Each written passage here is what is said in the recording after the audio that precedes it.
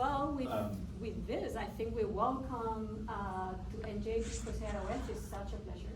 Thank you, Maria. Thank you so much. Yours. Yeah, thank you for the intro and for organizing this. The first time I share my work here at this school, so I'm excited about it.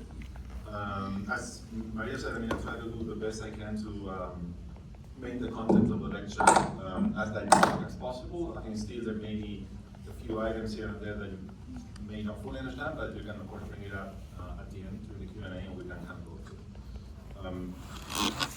Right, so I guess I've spent the last decade trying to probe the question of architectural thinking as a form of knowledge.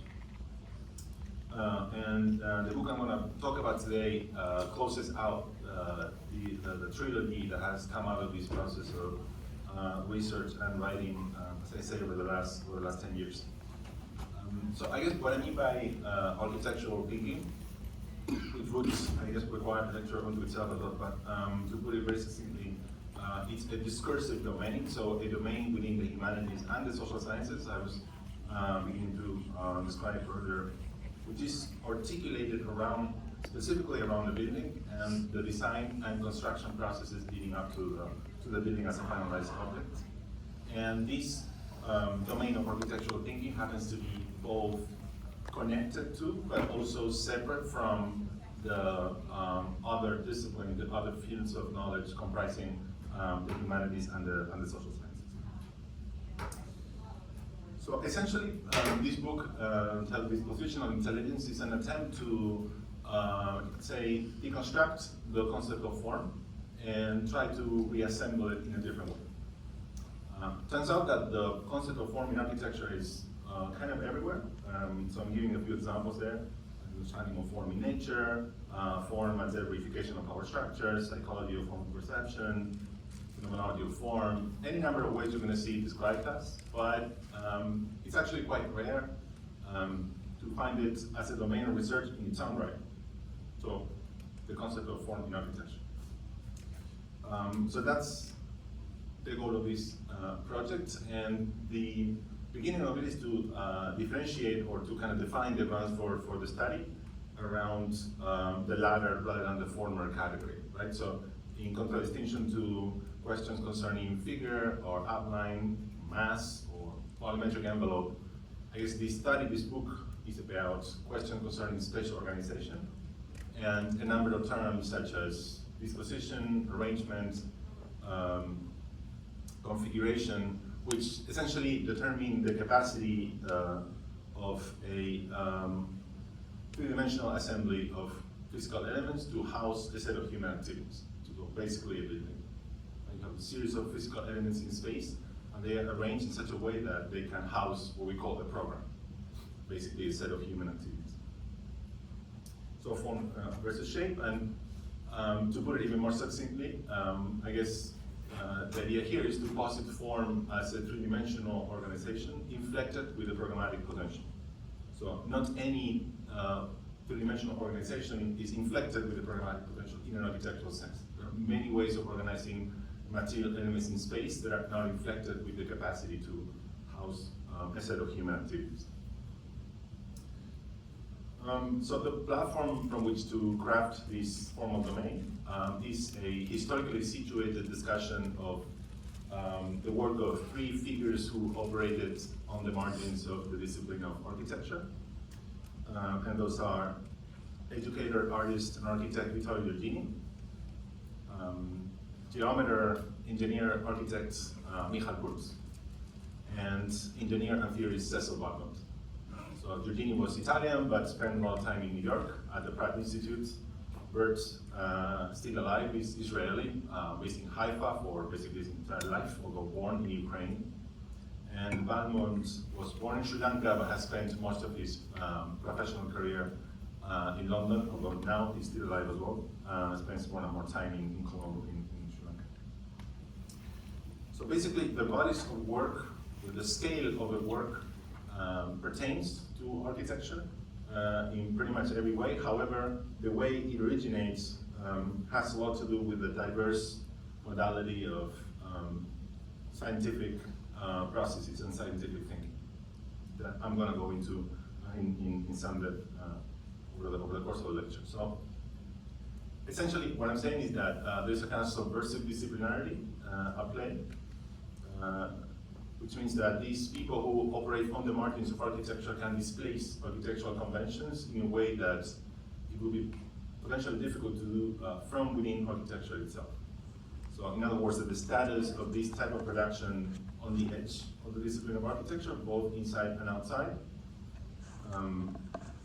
enables such production to be the frame for a new conceptualization of form in architecture. That's what we would call the kind of methodological thesis of the book. Many of these things I am aware you may not have heard much before. Again, like I prefer to kind of throw it out there, and then anything that sounds a little obscure, we can clarify later. But when you write a book of this nature, you had to have something like a methodological framework for the book, clear enough, and if possible, a thesis about it, in addition to a thesis about the book as a whole, right?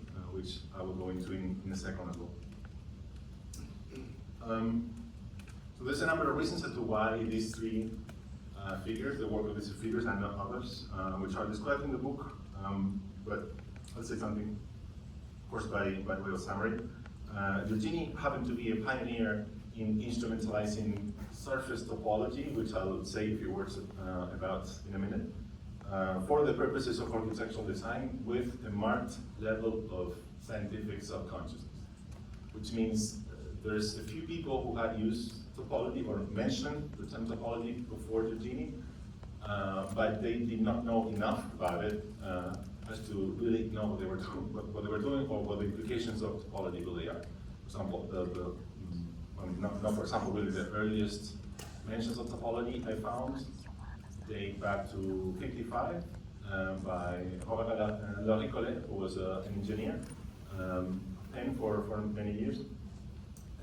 Makes sense, he was an engineer, but in 55 the way he talks about it really doesn't reflect much knowledge about it. And Rainer Banham, British historian, who mentions it also in 55 in a kind of metaphorical way with regards to brutalism. So Burt's, his body of work represents one of the earliest, most thorough investigations into what you can call three-dimensional modes of subdivision of space based on patterns of configurational continuity. So basically patterns that unfold in 3D in space, which articulate the boundary region of space, but are continuous, right? They never break up. And then thirdly, Cesar Baumann is a trailblazer in theorizing the question of non-linearity at the core of something that has come to be known as the digital turn, or traditional digital design over the last 30, 40 years. Specifically interpreting it as a basis for architecture, for fully flexed architecture, meaning for buildings, not for just pavilions or pieces of furniture or facades, but actually for buildings in their entirety. The work of these three figures present three levels of idiosyncrasy, which I'm not going to elaborate on, just to put it out there, which is absolutely fundamental to push the boundaries of some of the questions that are proposed in the book. Idiosyncratic with respect to the tradition of something that we can call the architecture engineering hybrid, so a domain of design thinking at the intersection of architecture and engineering. The minute you talk about science in architecture and scientific thinking in architecture, the domain of engineering appears as a matter of course, basically because engineering is a scientific way of thinking about form, primarily physical form, not form in other ways, but physical form. So if you talk about designers within architecture and invoke the question of science, of course engineering appears as an important matter. Their work is also idiosyncratic with respect to the context in which their design thinking originated. When you write about a book of this kind, which is basically an attempt to combine history and theory, which are two different ways of writing about a topic in architecture or basically in anything else. You have to contextualize where the work comes from in order to really fully understand it. And if you do so, in this case, you realize how the work was also distinct with respect to the context in which they were born. And then thirdly, also distinct with regard to something that can be called the post-war shift towards a deep scientization of design. So basically, after World War II, there's writings about this. There has been in the West, and particularly more in this country than in this continent than in other places, a deep scientization of the world, of design at large, of which architecture is a part, but also beyond architecture. So with that, this is the historical thesis of the book. This is the claim that the architectural thinking embedded in the idiosyncratic character of the work of these three figures gives rise to a domain of design that constitutes a particularly appropriate medium to offer a new concept of architecture, or rather a new conceptualization of form in architecture. This is some of the perhaps most difficult things to, at least in my personal experience, to teach is what a thesis, particularly a thesis, well, a thesis in design, like in thesis studio is already difficult, but a thesis in writing is also quite difficult. What form does it take? What's supposed to be its scope, its implications? So if any of you ends up being interested in pursuing something in writing and the humanities, this would be an example of possible form that a thesis can take. Just 4 or 5 lines, no more than that. It could even be shorter, potentially, and yet encapsulates the whole thrust of the work, the whole sort of trajectory, the goal to which you are pursuing. So, as I said, I basically took more courses in philosophy than in architecture during my PhD, my doctoral studies. So, very much in the manner that philosophers tend to do. One of the things I do in the introduction of the book is to review, to analyze prior theories of architecture, in particular the portion of form within those theories, and theories of form in architecture as such, which there are very, very, very few, actually, very few. That's an interesting, was an interesting discovery at the time. So when you do that, or when I did that, out of that I proposed 4 things to reflect upon, because I detected niches of opportunity to potentially push the boundaries through those. One is to suggest a shift from the duality of generic form versus specific form to form versus shape. I'm not going to elaborate on any of this, so it's going to maybe sound cryptic, but if any of this catches your attention, we can discuss it later. Then the possibility of stylistic non-referentiality. There's a tendency, a historical tendency in writings about architecture to, for those to be, especially when there's a theoretical component, for that to be attached to a certain style. In some cases to push it forward, in other cases not necessarily, and yet it's inherent in the writing. So the idea here is to completely detach this conceptual framework from any style, right, to render it stylistically non-referential. To discuss form in relation to formation. So when you are designing a project, the building doesn't appear on its own, right? It's inextricably connected to a process of formation, meaning what we tend to call design process. So you cannot really discuss one without the other entirely. Those two are inextricably bound, and yet there's really not a lot of writing on or theories of formation in architecture. And then thirdly, to try to overcome this duality of form versus program, which is intrinsically embedded in our language to this day, basically all over studio and professional practice, and unavoidably so to some degree, but there's an attempt here to see if there's another way to think about this duality.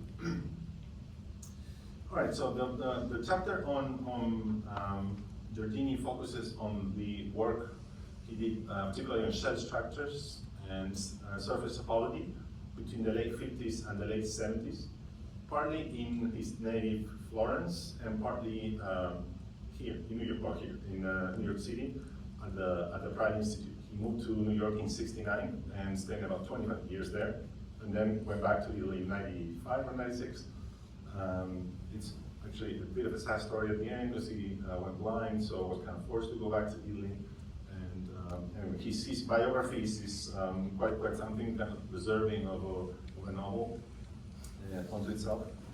but what interests us here is the fact that, or I guess the claim in this chapter, is that his particular distinct work may have only resulted from a combination of a kind of anti-rationalist attitude that was pervasive in, particularly in Florence after World War II, as against the modern movement, against anything looking like a machine or like something too rational, and rather kind of turning the gaze towards nature, towards organic processes. That carried with it a very strong anti-rationalist sentiment, and the rationalist basis he acquired upon his move to New York City. It's only in that combination that you get this kind of idiosyncratic language. That's the claim for in this chapter. There's people like, I don't know, you may have encountered maybe the name of Friedrich Kiesler, an Austrian-American architect and artist, who worked with a similar or comparable language, design language, but there was no or very little scientific basis for it, right? So he worked more out of intuition. Not like here, you see, I mean, you can see already this is from '69, so it's relatively early in the process of scientization of his design for Etien. And you can already see that he was more or less in control of the forces and loads for, in this case, this sculpture in Cento in Italy. At the beginning, however, early, mid-50s, early 60s, that scientific basis wasn't there, really. He advocated for a free, more free way of design, and changed from what we consider to be the kind of shackles of, again, rationalism. And in order to do that, he started to look at nature, and he did so at the beginning out of intuition, really, trying to kind of imitate certain things about nature, but at the same time trying to maybe overcome or exceed the appearance of nature, so trying to kind of see about the hidden structures of the natural world. And then by the mid-50s, he moved to New York in '69, by the mid-70s, sorry, his project really became one concerning double curved structures, essentially. And in order to do that, he had to, or he encountered topology along the way and was able to really understand the basis of that to produce a very particular kind of something like a geometric theory of design, if you call it that way. He was quite self-confident, as you can say, because there's a Möbius ring, which is a hallmark of in the history of geometry, very important development. Same for Klein bottle, which is misspelled, by the way, in this document. It's not mine, this is his. It should be K-L-E-I-N. And then there's a Giorgini sphere, right? So he's basically placing himself on a par with Klein bottle and the Möbius sphere. So the Möbius ring. Main component of this geometric theory of design is a series of topological transformations. I'll say a few words about topology in a second, involving bending moments, rotation, and triangular symmetry for the most part. So a series of movements in space, which ended up constituting his idiosyncratic design vocabulary. So topology, I don't know how many of you are familiar with it or whether you've encountered the word before, but basically it's the study of a series of spatial properties and geometric figures or characteristics that remain unaffected by a series of transformation of a particular form, which may involve something like bending, stretching, twisting, and crumbling, but not tearing or gluing. So there's certain things you can do, but other things you can't do. That's a very coarse explanation. It's basically a subfield of mathematics, and those who are really actual topologists don't draw at all, and they don't want to see any images. It's all a mathematical equation. So they don't like architects for that reason. But intuitively, you can stretch, you can bend, you can crumble, but you cannot glue or tear. Otherwise, you change the nature of the form, of the initial form you are transforming. So those are some of the drawings where you see how he transitions from something like a unit that starts to develop through this series of transformations until he gets to something of much greater complexity. complexity that already encloses space and becomes something like, it could be a house, it could be a pavilion, it could be any number of programs.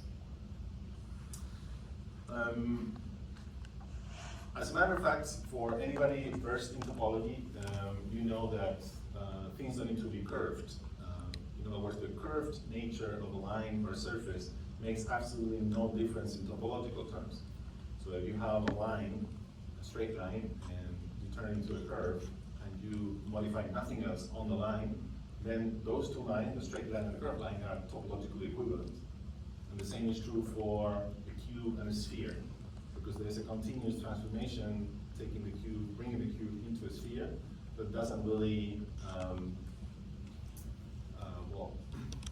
change the nature of what's called topological invariance, which I'll say a few words in a second, but I guess just for now to understand that really designs don't need to look curvy in order for them to involve any topology whatsoever. So if Giorgini's designs do look curvy, my proposal on the chapter is that really this goes out of aesthetic inclination and aesthetic preference, and not so much because it involves topology. And why is that important? That's important because if you know the history of architecture a little bit over the last 30, 40 years, anything involving topological design has been typically associated with curved surfaces, with curved lines, and that's scientifically inaccurate, right? So just maybe for you to keep in mind that you can actually work with topology without involving curves at all. But maybe that's even more compelling. So he did, and I hypothesized that it's out of aesthetic preference. Yeah, so there are many sketches in Giorgini's production that illustrate this difference between form as spatial organization and shape as something like contour, figure, or outline. So here you see, for example, these two. So this surface here that divides a space in three regions, right? So one region underneath the concave portion window, and then another two over the convex portions on either side. And then here you have something like a version of this, but just made up of basically flat planes, right? But the way in which this surface articulates space is essentially identical to this, right? So you have A, B, and then here you have A, B the same way, right?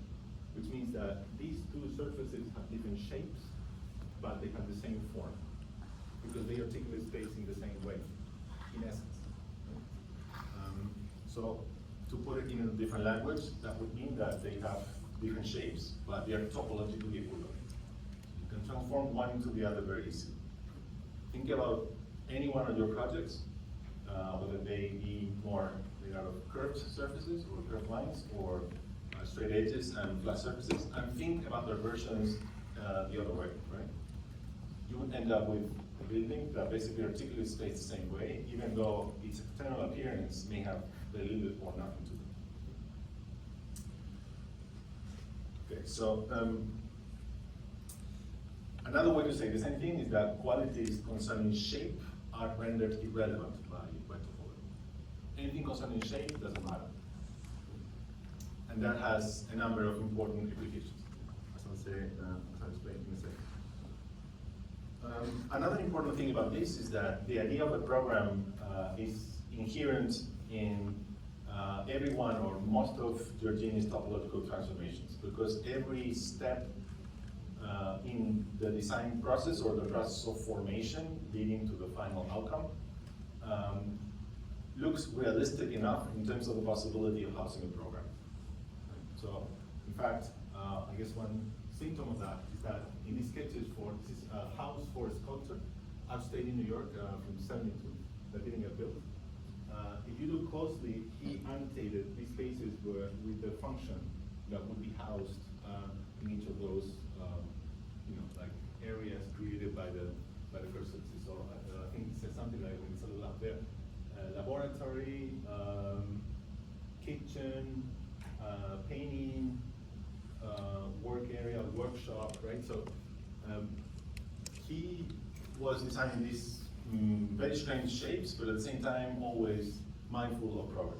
Now that's crucial because these kinds of design languages, as they have been arising again over the last 30, 35 years, most of it, not all of it, but much of it has not really, or has had little to do with architecture, because its complexity or the kind of lack of care or the lack of consideration for program has made their desired outcome fall squarely in the domain of just morphology, but not architecture.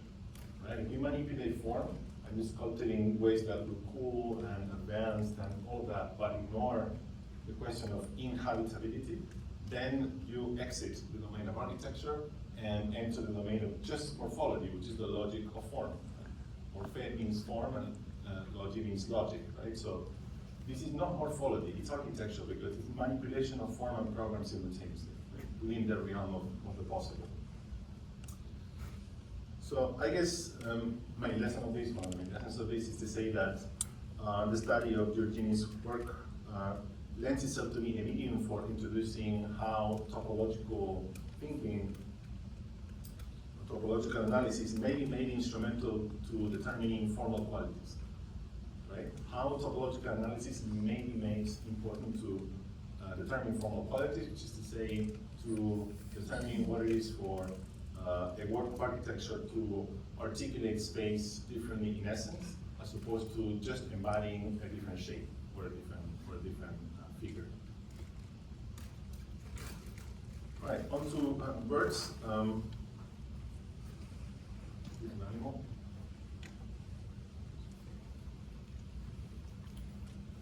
So, Michael Bird devoted himself to research into complex systems of space subdivision based for the most part on periodic geometry. There is no periodic geometry, is not for just a little bit I didn't show you today, but for the most part, no periodic geometry in Bird's work. That means that when there's periodic geometry, that means that there is a unit that repeats itself in space. That's periodic. So there's a period, meaning there's a spatial relationship that assembles a certain unit into an aggregate. So in Bird's case, he talked about this periodic geometry, and occasionally the relationship between these normal ways of articulating space with their structural performance, meaning the load-bearing structural performance. So that is the difference between something that we call theoretical morphology. So these are basically geometers, people who devote their lives to invent new ways of articulating space without any further consideration, theoretical morphology, versus structural morphology.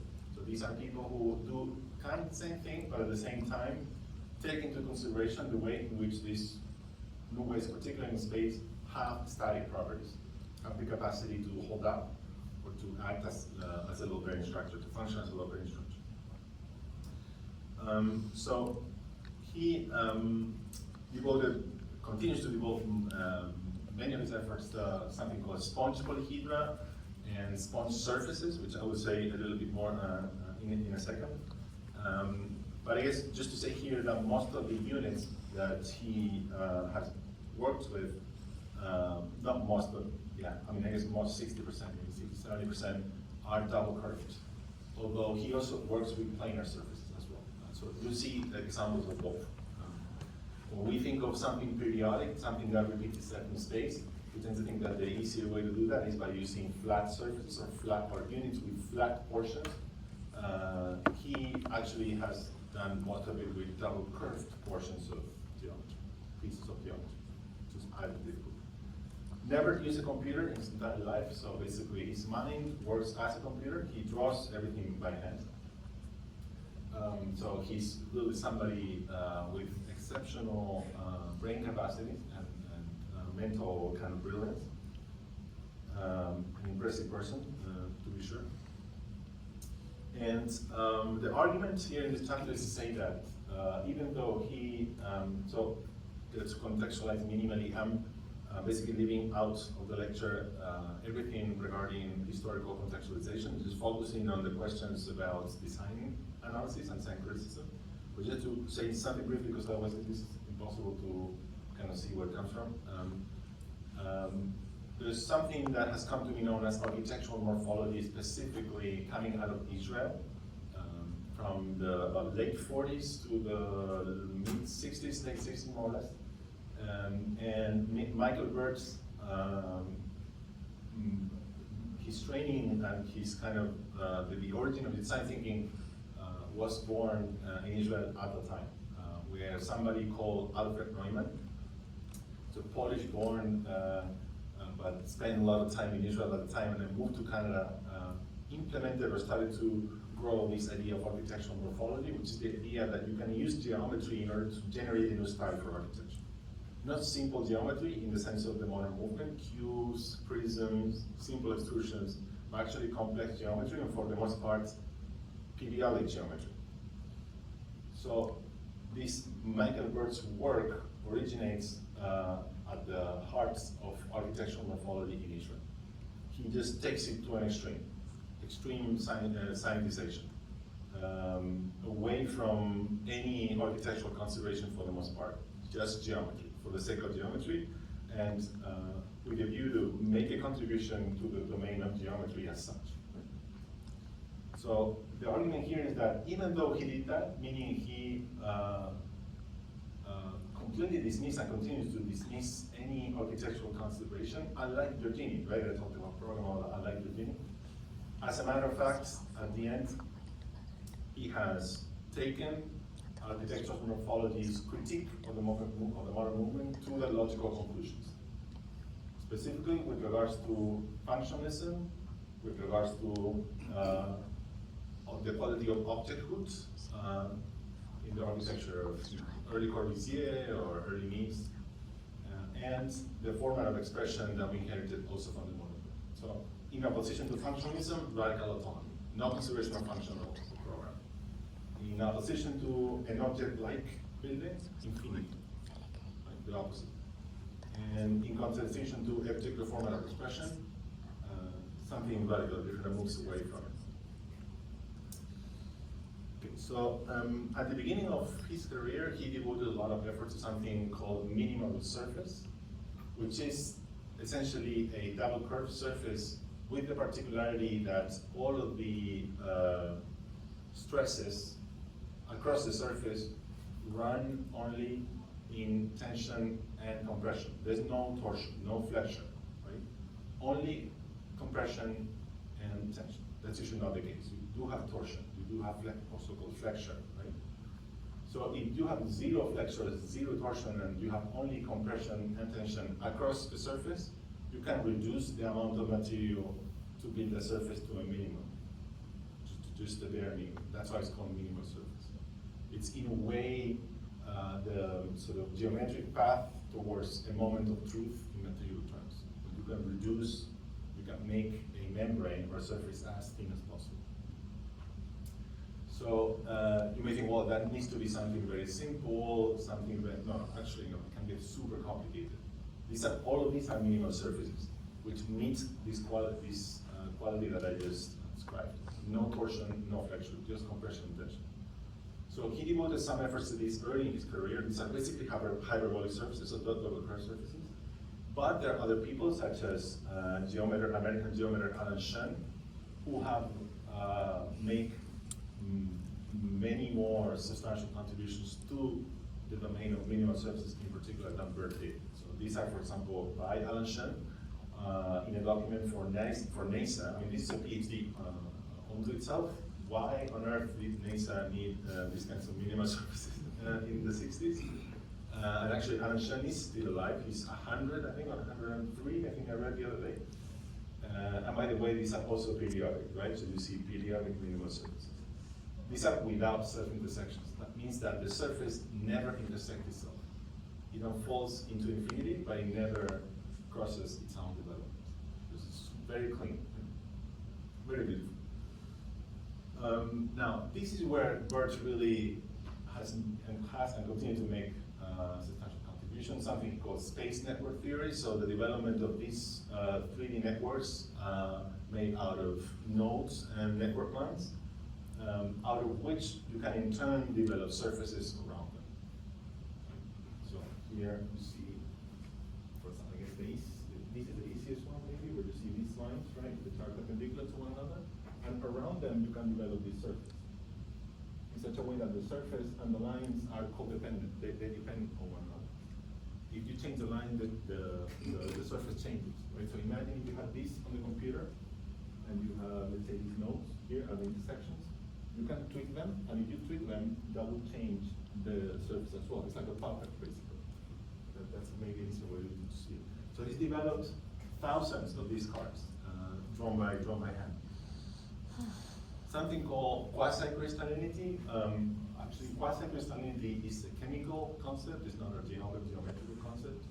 But the idea is that these so-called quasi-crystals that were described discovered in the early 80s by a Nobel Prize in chemistry called Dan Shechtman, who's also Israeli and best friends with Michael Burke, featured a very particular kind of order, meaning one that's, or a particular kind of pattern that's ordered but not periodic. Right? So when one think of a pattern, the quality for something to be a pattern is that it's not only ordered but also periodic. It repeats itself in space infinitely. Well, there are certain ways of tessellating a plane that are ordered, as you can see, but never repeat themselves.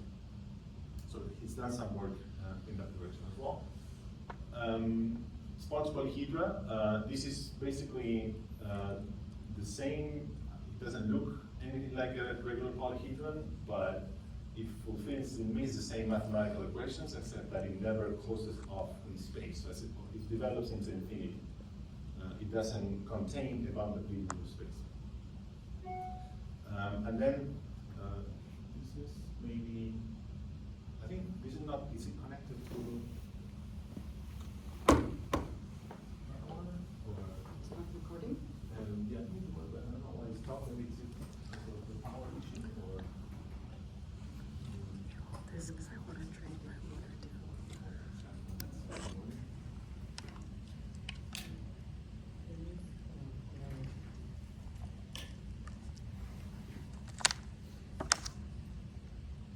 It made a funny noise, so I don't know.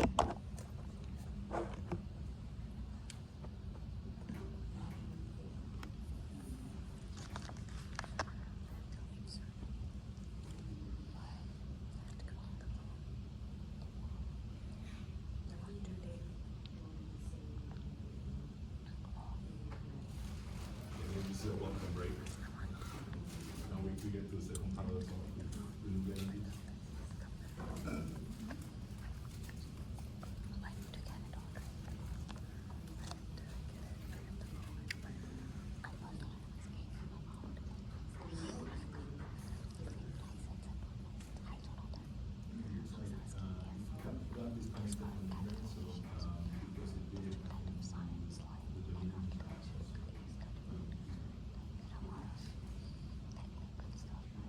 Is it more or less easy to follow, or is it enough? Or more or less? Yeah. Well, you'll be surprised by his questions later, because I think they are familiar with what they are seeing, right? Okay, wonderful. Yeah. That's very good. Recording in progress.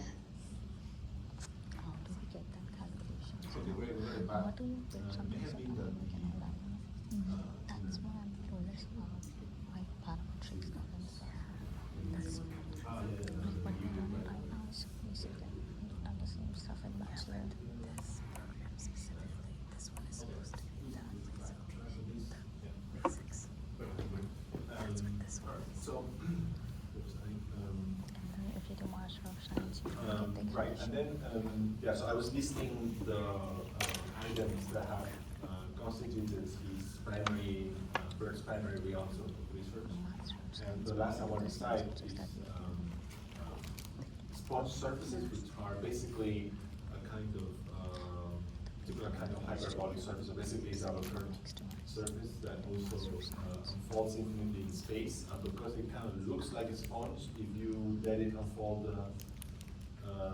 you know, into space enough, that's why it's called a sponge surface. Right. So only certain outcomes of Burke's research really can be said to be architectural in nature, right? Because only a certain amount that can realistically house a set of programmatic activities, right? So what we call a program.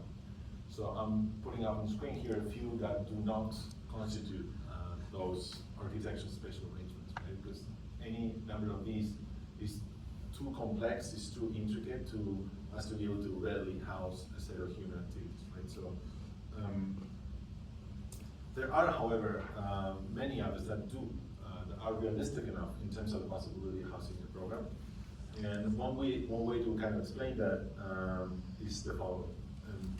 He published this book in '74 titled Infinite Polyhedra, along with two of his collaborators. And this Infinite Polyhedra publication, because it registered an expansion of the domain of sponge polyhedra, and some of these sponge polyhedra are capable of realistically housing the program, meaning they are architectural in nature. You could argue that this publication registers a scientific expansion of the domains of architectural configurations. Now, what you are told usually, what I also tell my students, we tell each other is that design is not a science, right? So architecture is not a science. There's no way like in mathematics or in biology or in physics to make universal claims about architectural design.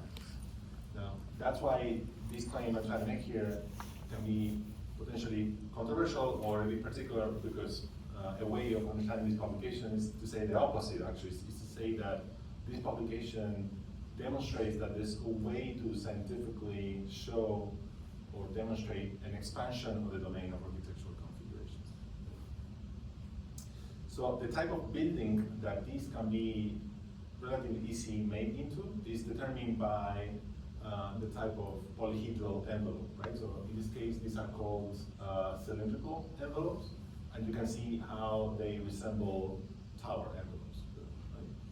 Now, in the case of so-called monolayered polyhedra, you can see that this can easily be made into single-story buildings with courtyards inside.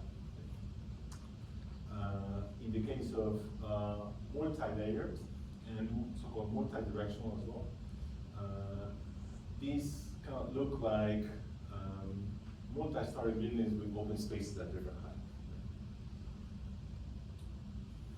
Now, as special cases of both multi-layered and multi-directional and so-called periodic minimal and hyperbolic surfaces, these divide up space into two subspaces that are reciprocal in nature, meaning that define one another through a series of interpenetrations that unfold in both plan and section without ever intersecting, right?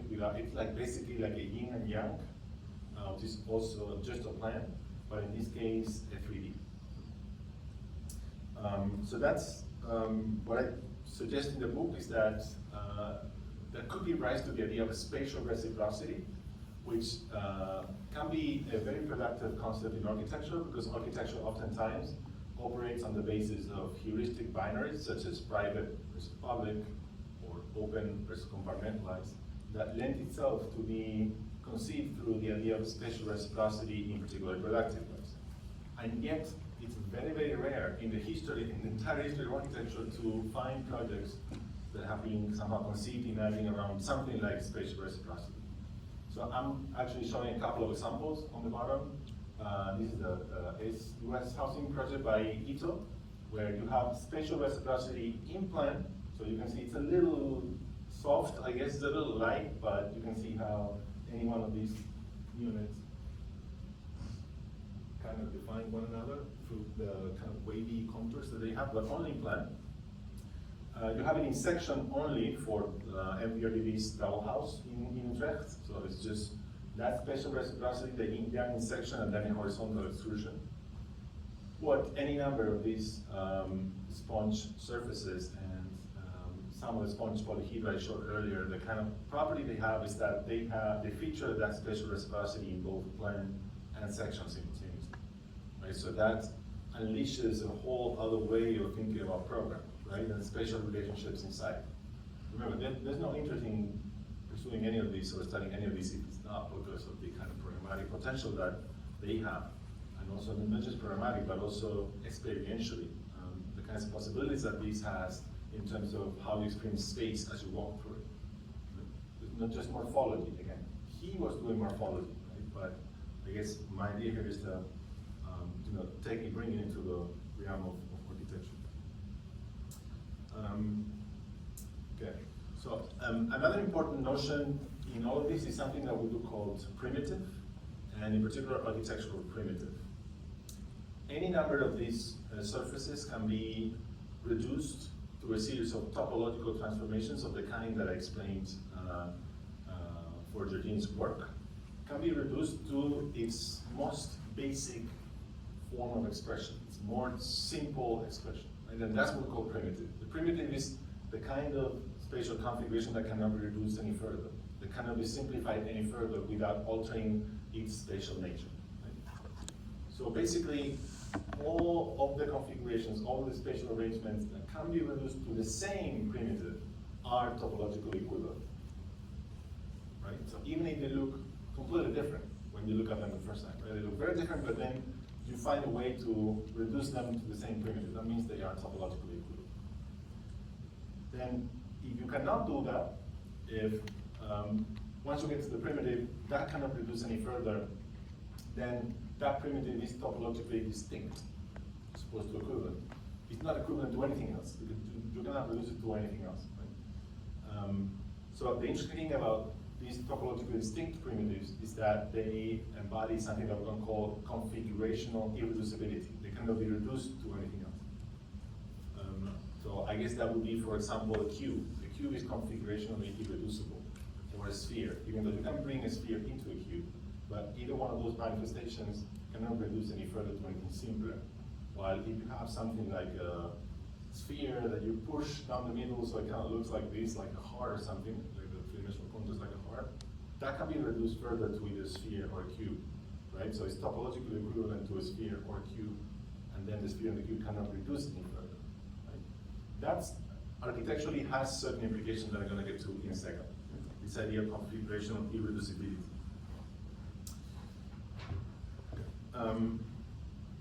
So I guess maybe I should have explained this in a little bit of a simpler way by, instead of thinking about, well, I mean, I just mentioned something simple, but usually in geometry, they talk about primitives by referring to a plane or a line, or yeah, the cube sphere, or the megastrip, the torus as well, something like a donut.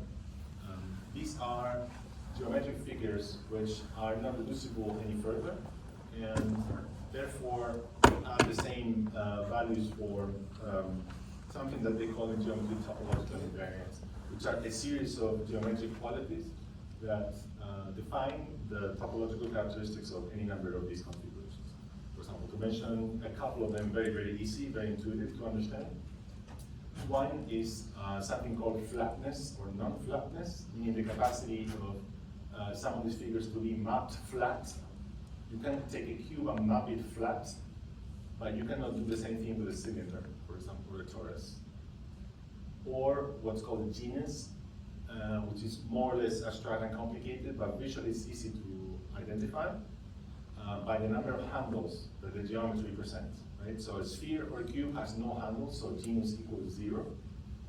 And a torus has one handle, and you can basically put your finger once or your hand once to the geometric figure.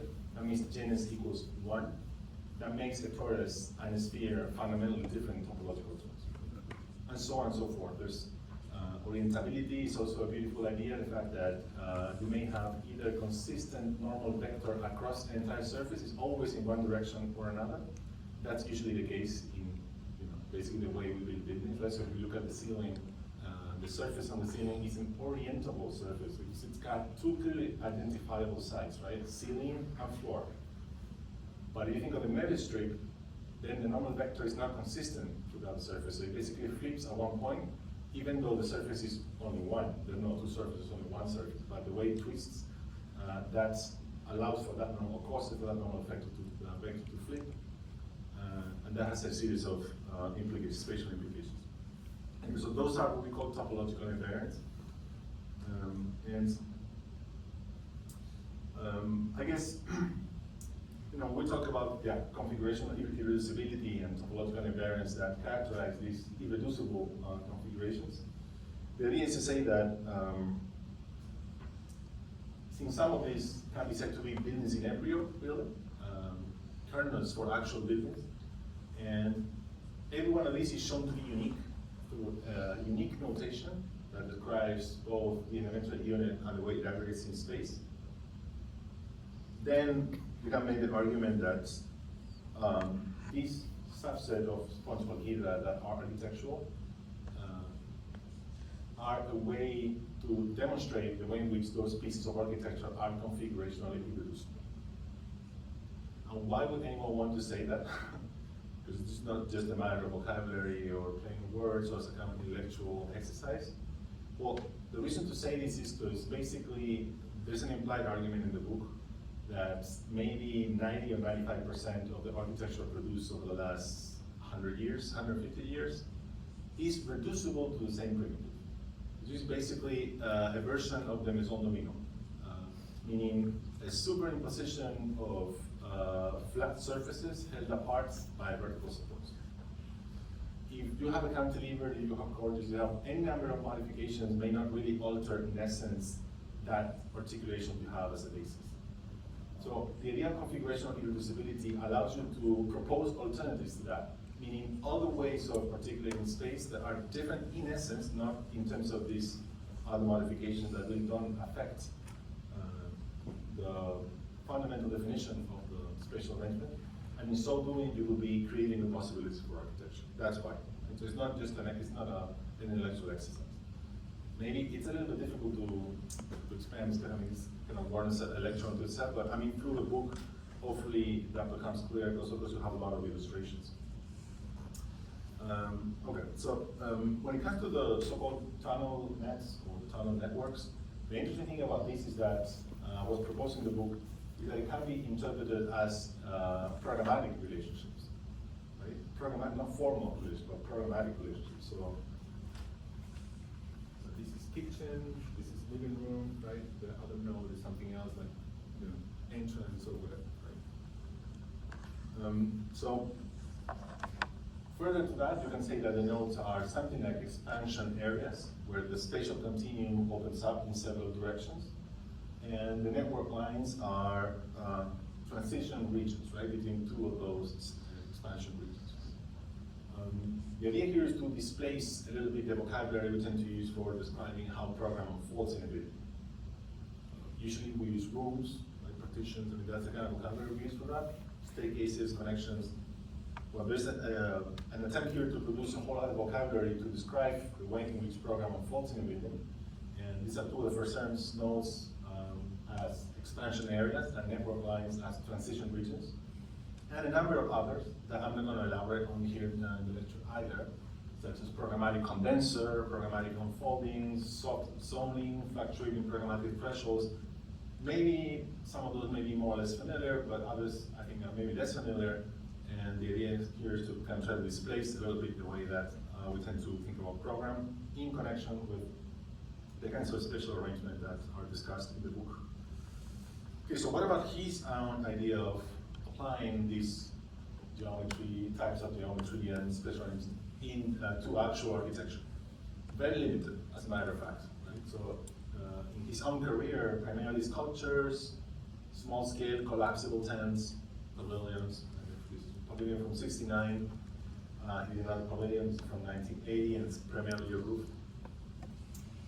The only time that he designed something that looks like it, but is really a building, even sort of like a megastructure really, but could be building, is this project title called Aquaville for the Paris Biennial of '69, where you do see something that seems to come from a minimal surface, turn into a basis for a fully fledged building. This is the only example. So when I met him, I spent 10 days with him in Israel at one point. And I showed him this, actually I showed him this, which is a 2004 entry competition for a building in Ghent in Belgium by Todio Ito with Gravazzi and Akihisakirat. Actually, this is an idea by Akihisakirat originally. I showed this to Bert, and he told me he never thought it possible to use one of these spatial configurations as a basis for a fully fledged building. So I told him, look, Michael actually did this in '69. And he, oh wow, it's true. So I did it myself. So he didn't even remember because he did it only once. And he was 37, I think, no, 32, actually, when he did this. Then after this, he never tried any of this again, right? So I emphasize it because, I mean, for me personally, it was an incredible moment of discovery. When I saw this in 2004, I'm like, wow, I've never seen anything like this before. And it turns out that you can see that even in the color palette, there are similarities, right? It's incredible. Same kind of pinkish, bluish type of colors. When I talked to Ito in 2018, and I asked him whether he knew about any of this, and he told me no. He told me he wasn't aware of any of this. And Akihisa Hirata, who was basically the main person at his office at the time, told me that in fact it was him who came up with the idea, and it was basically just a simple coral reef model that was then post-rationalized as a minimal surface. Actually, this is not a minimal surface, this is a modification of a minimal surface. The minimal surface is so perfect, it's such a moment of perfection that it's impossible to be achieved in reality. Because the minute there's a slight modification, a slight angle that's not quite perfect, a slight bump in the surface, that's no longer a minimal surface in strictly geometric terms. So it's basically a moment of perfection that cannot exist. In that sense, also a kind of beautiful idea, I think. All right. And then last.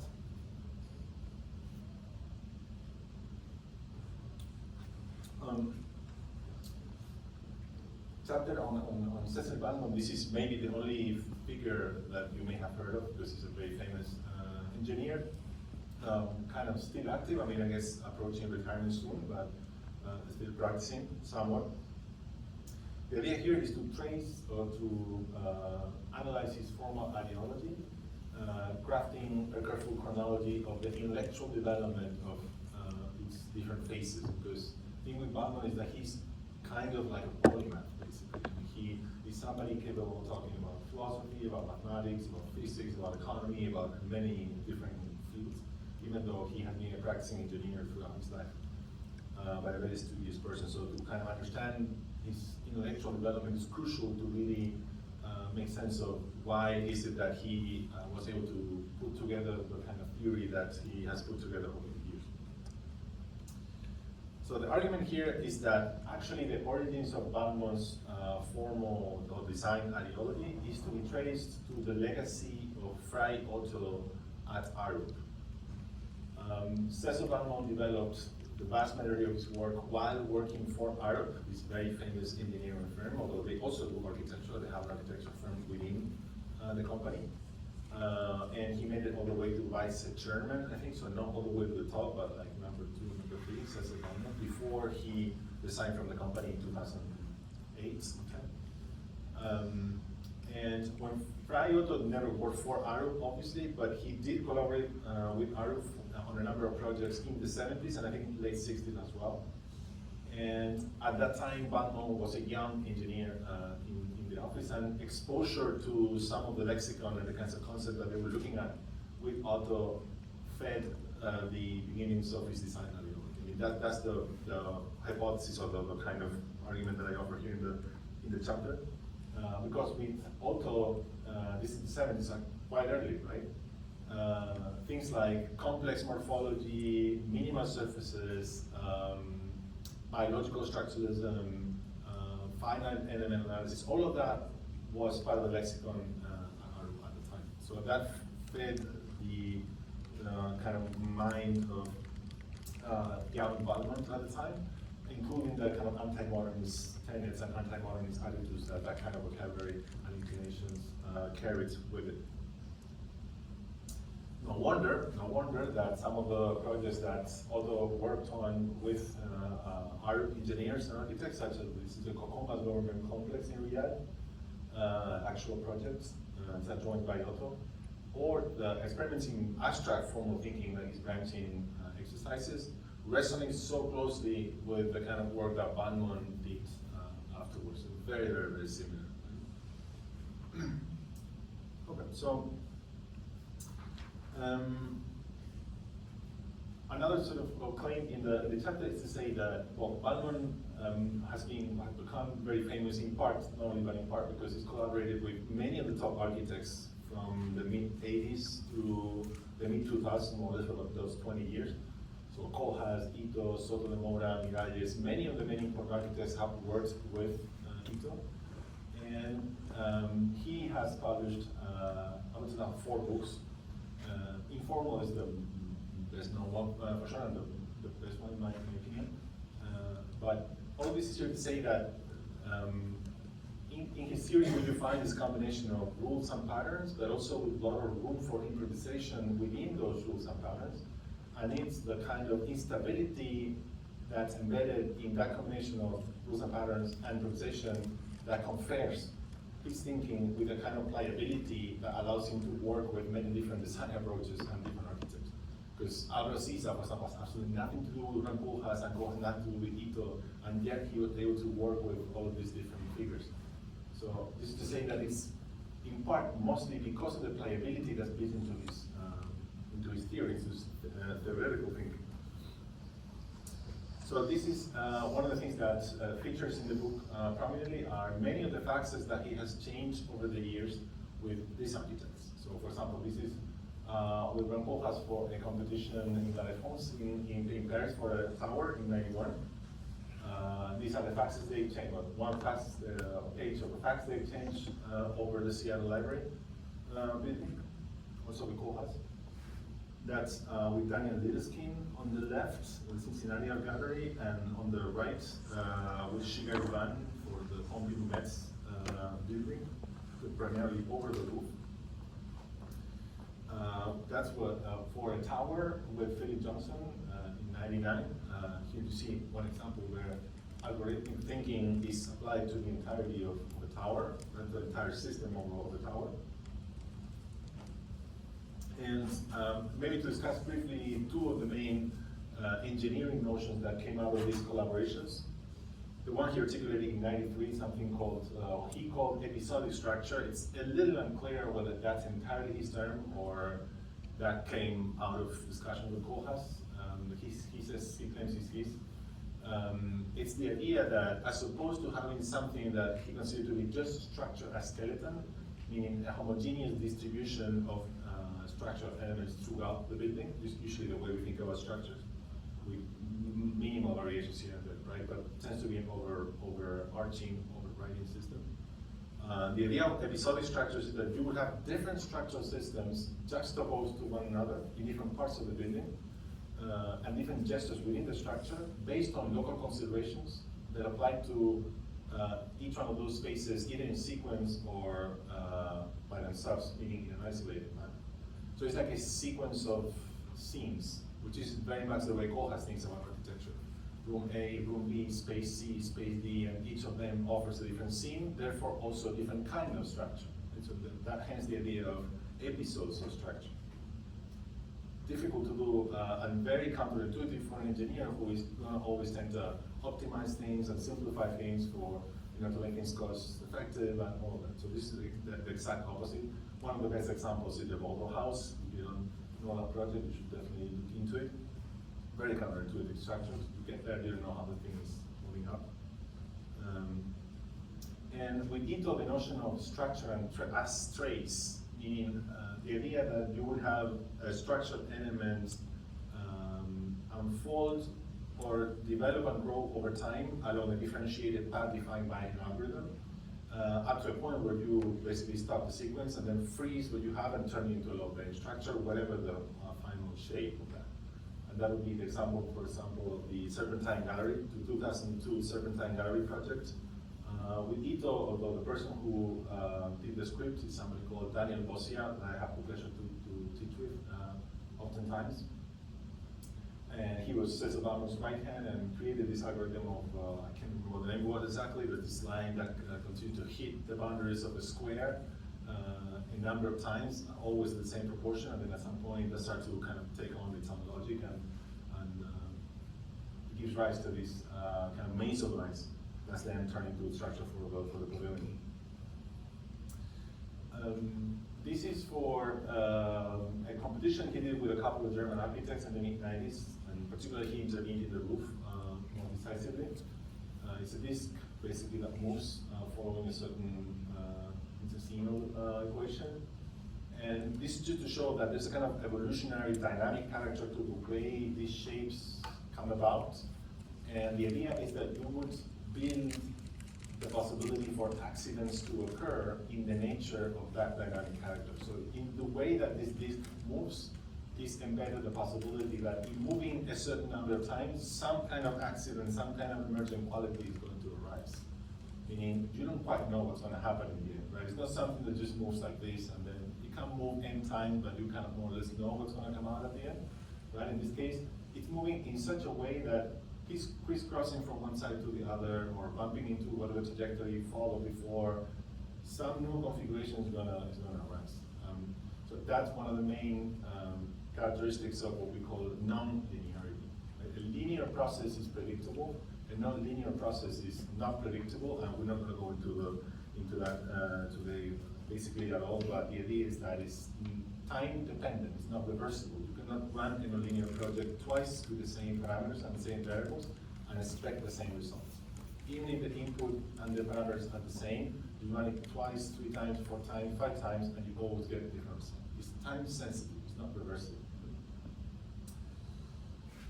Okay, so as I say, well, bad moment is perhaps the most slippery of the three. As you can probably already tell from the way I'm kind of talking about it. You have to kind of look at both the design portion, but also the writing portion. And if you try to see the consistencies and how those correspond to one another or not, there's a series of inconsistencies or slippages that appear when you look at certain terms he uses over the years. So I'm not going to discuss it at all, but just to put it up there, for example, random versus chance, terms that may sound synonymous, but actually perhaps aren't. Adjacency versus athletism, sequence versus series, or universals versus absolutes. For example, with the latter, sometimes it seems like universals are good and absolutes are bad, while for us they would be almost synonymous and interchangeable. So I try to go at some length to kind of understand why this takes place in his thinking.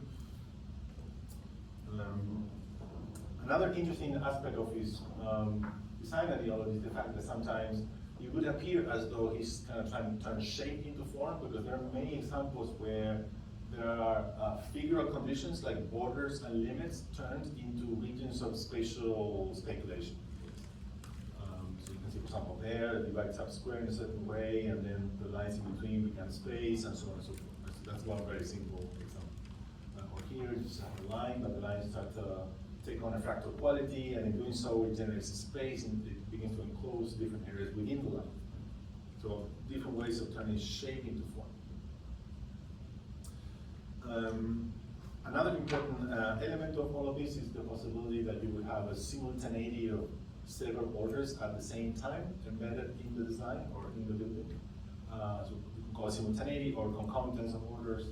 And I propose a series of terms to understand this. For example, in this case, interdependence through nesting, to describe the fractal quality of the tiling on the facade of, this is the Victorian Albert Museum competition with Daniel Libeskind from the late 90s.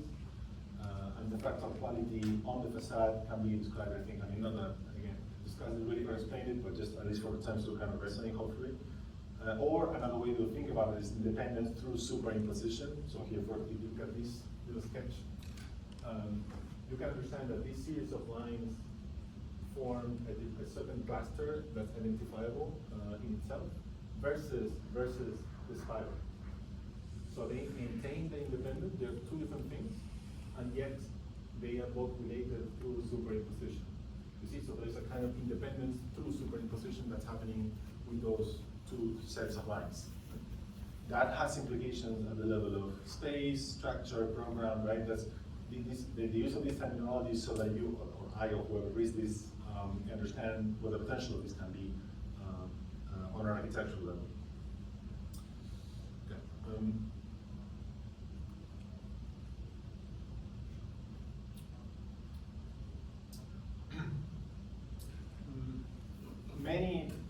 Most actually of these patterns and figures that you see drawn in these sketches possess a certain structural intelligence, right? And in particular, what I just call twofold structural awareness, which seems to be specific to the fact that here you have somebody who's both a designer but also an engineer. So somebody who doesn't think about form or drawing by itself, but always with a certain awareness of its load-bearing capacities.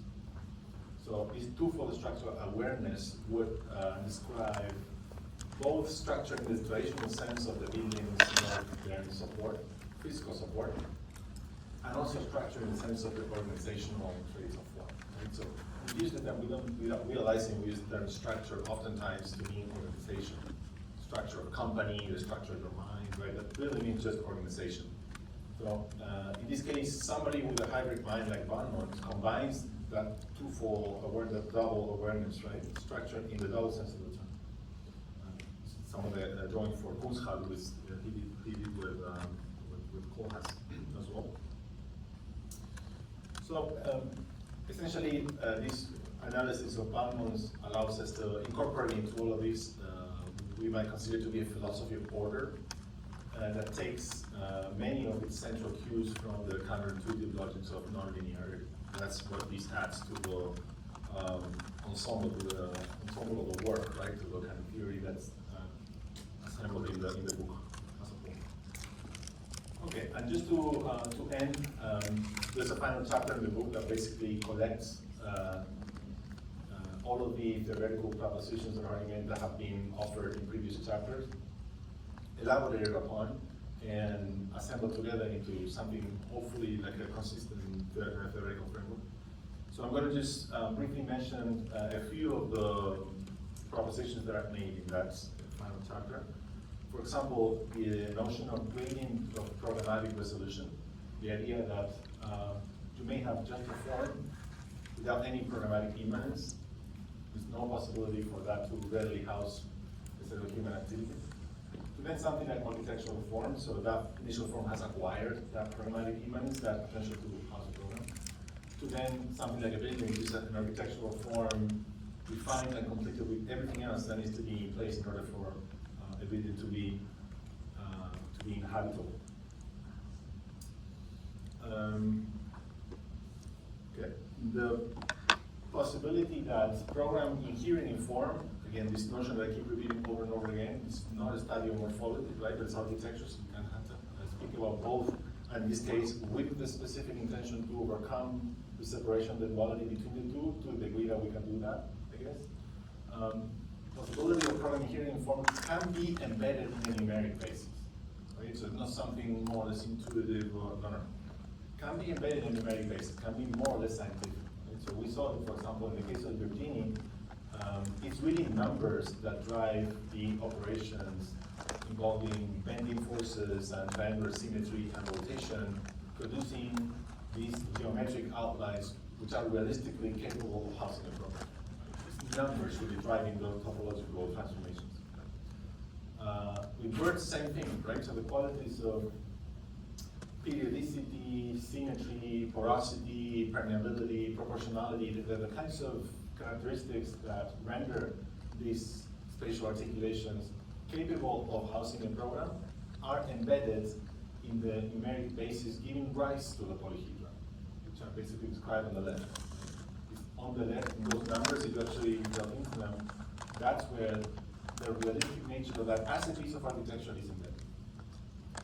And same for Barnum. This is, in the case of algorithms, this is a project with Ito as well, also called S project, in Glasgow, the department store. The numeric basis in the algorithm itself generated a certain column pattern and a certain growth, vertical growth, such that the resulting ensemble is realistically capable of housing the program of the department store. You can control the algorithm with numbers such that the result is a realistic piece of architecture. And the interesting thing of this project is that it's not only in terms of program, but also in terms of load-bearing structure. Because the angles, you see that there's kind of dancing column type of logic there, where the is kinks, right? So every time a column hits slab, it shifts, right? The angle shifts. So those angles are controlling the algorithm so that the overall result can be a realistic load-bearing structure as well. Important to clarify that because the conditions of buildability and inhabitability apply to architecture but not to geometry. Geometry has nothing to do with buildability or habitability, how architecture does, depends on them, then geometric form cannot be equated with architectural form. And so basically, this will do away with my entire lecture. Hopefully not, but and that's why I'm putting up this slide here, and that's why I clarified it in the book as well. There needs to be an architectural interpretation, really, of topological invariants and transformations to transition from topology to architecture, or from geometry to architecture for that matter, because it's not the same thing, right? So I go at some length in the book to offer a few clues as to how to do that. There is a Spanish, actually, writer, Juan Antonio Cortés, who already saw something a little bit similar a few years ago in one of the croquis that he wrote about Sana's work. I think the title of the article is something like Architectural Interpretation of Topology, something like that. So he offers already a few clues about it. For example, sounds maybe the verbiage is more complicated than it is. If you think of in topological terms, and you take a cube, you can turn that cube any way you want. Vertical, put it vertical, horizontal, you can cut it in any direction, and it doesn't make any difference. There's no sense of horizontality or verticality to a cube in topological space, because there's no gravity. Right? Geometric space has nothing to do with gravity. Geometry has nothing to do with gravity. However, gravity holds in architecture, therefore it's not the same to cut a section or a plan. Right? Because of the gravitational vector, that makes the elements of an architectural form different in nature depending on where they are positionally within the building, unlike topology. So that's one example. Another example, any number of these sponge surfaces that I showed earlier, you cannot punch through them. They are, by definition, they are continuous. If you punch through them, you are completely screwing the nature of the surface. However, in architecture, we need windows, because we need light and because this interior space has to be inhabitable. Therefore, punching a window through a surface is completely allowed, to put it in those terms, in architectural form versus geometric space. That's another way of going on this, right? This is very, very simple. There are many, in the book, there are I think like 8 or 10 that I offer to kind of understand this transition.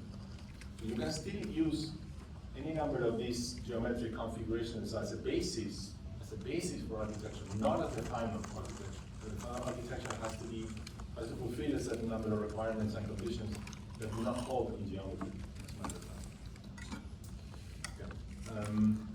This maybe I'm not going to say a lot. I mean, I kind of said already a little bit, the idea that topological equivalence reveals formal sameness, so the minute you can transform any number of spatial configurations, you can reduce them to the same primitive. All of those are topologically equivalent, and because they, in essence, embody the same spatial organization, then they are the same form. And actually, the term they use in topology for this is homeomorphism, meaning same form.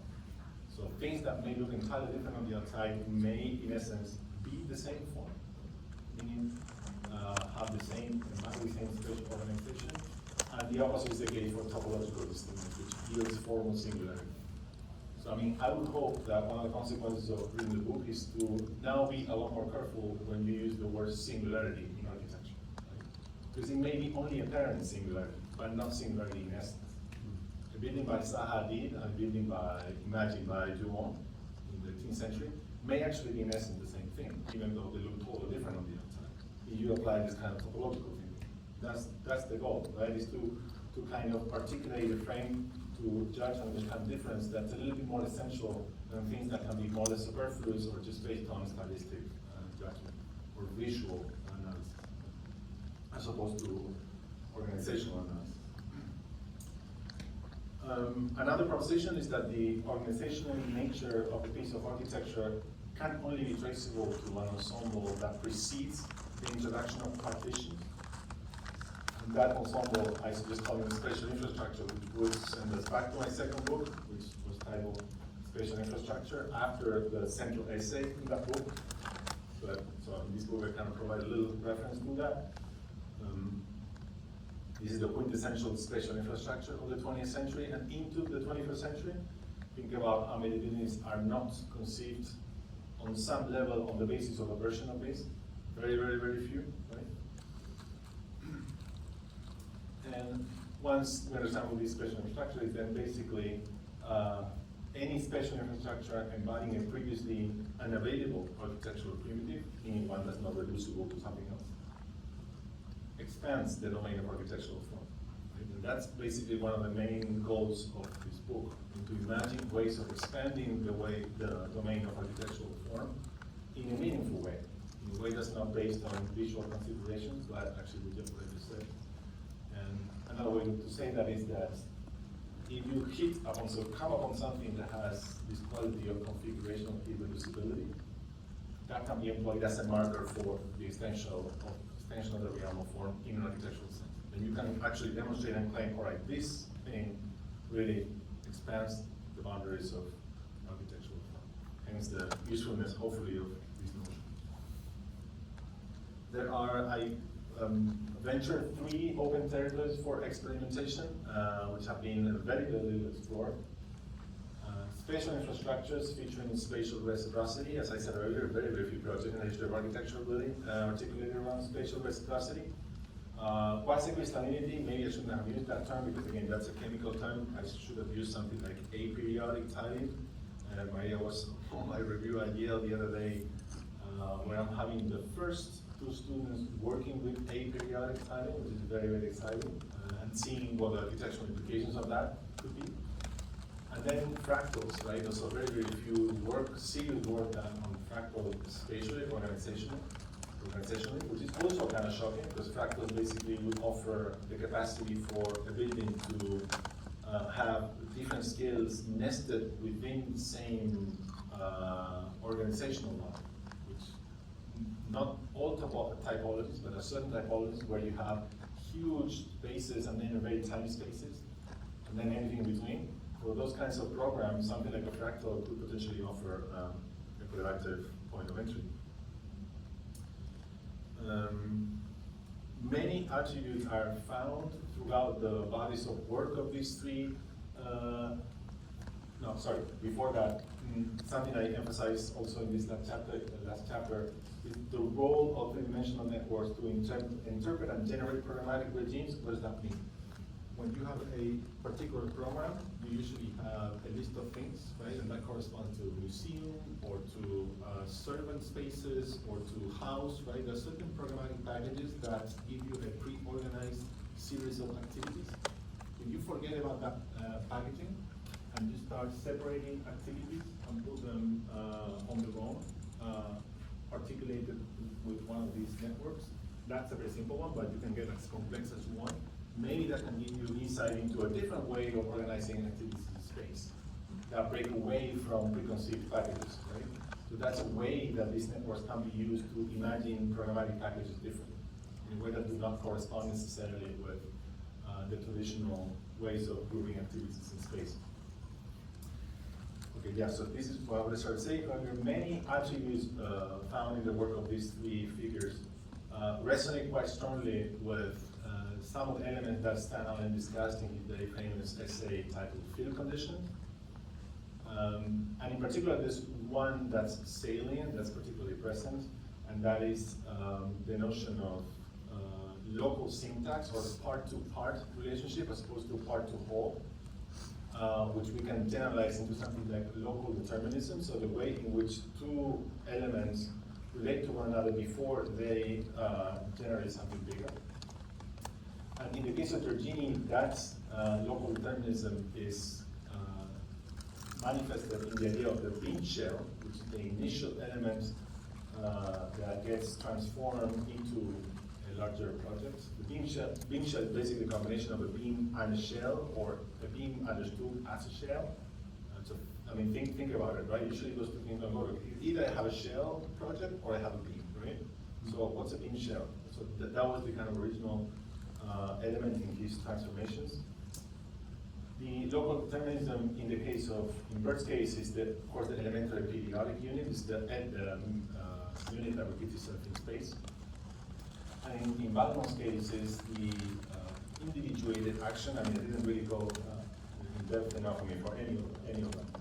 In this case, the idea of geometry as nascent. Usually when we think of a triangle, or we think of a square, or we think of a cube, those are static in space. But for Baldwin, the idea is that geometry is a nascent thing. It's something that somehow is born and evolves in time before it gets to a point where I can actually work with it. And the way that that gets started is through this idea of infusing a particle or an item or element with an action. An action, right? Not an action, an action, a generative action, right? So that's how the local determinism in multiple space can be characterized. This, I'm told, is one of the most controversial statements in the book. Apparently, the introduction to topology makes the style irrelevant to the determination of architectural form. The entire history of architecture, or most of it, has discussed style on the basis of form, right? So I'm basically claiming the opposite here, on the basis of what I explained earlier. It would have to be related to shape, but not related to form in the strict sense of the term. The idea that you can achieve something like stylistic non-referentiality by sticking to a certain design process that does not take style into consideration. You just run with the process, are rigorous with it, see what you obtain at the end, and do not introduce any stylistic elements at any point. And that will give you two kinds of types of non-referentiality. One that's neutral, something that's more or less neutral, right? Dull or singular. And something that's singular that could somehow paradoxically then make a contribution to the realm of style, right? So while style is irrelevant to making considerations about form, certain ways of treating form can give you an outcome that can make a contribution to the tradition of styles in architecture. Right? That sounds a little paradoxical. Again, I'm not going to untie that, but in the book, that's elaborated for you to kind of see the difference if you're interested. And that's it. Yes. Much of this is about assimilating into literature a set of discoveries made in the domain of design, and in doing so, trying to propose something like a theoretical framework that's hopefully meaningful both for writers and thinkers, and also for designers, sort of like as María introduced in the beginning. And that's it. Thank you for listening.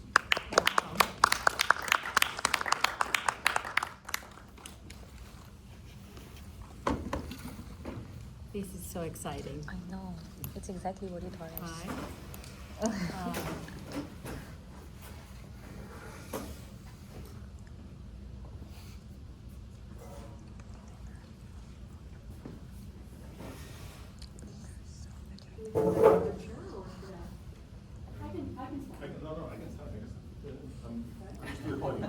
We are the ones.